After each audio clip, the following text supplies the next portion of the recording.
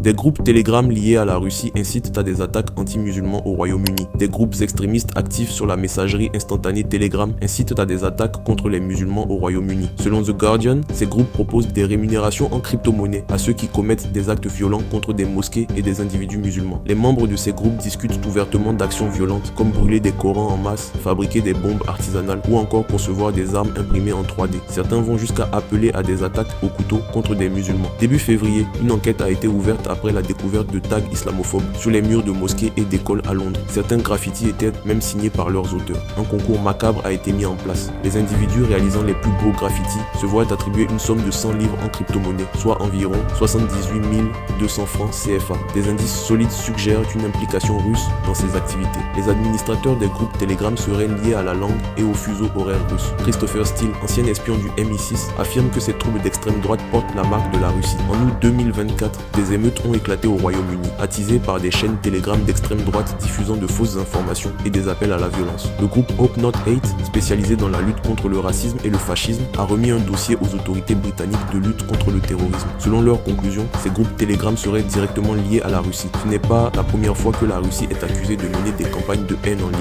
Ces dernières années, Moscou a orchestré plusieurs opérations de désinformation visant à diviser les sociétés des États qui s'opposent à elle et soutiennent l'Ukraine. Face aux révélations, Telegram a immédiatement supprimé les groupes identifiés comme appartenant à ce réseau. La plateforme rappelle que les appels à la violence sont explicitement interdits par ses conditions d'utilisation.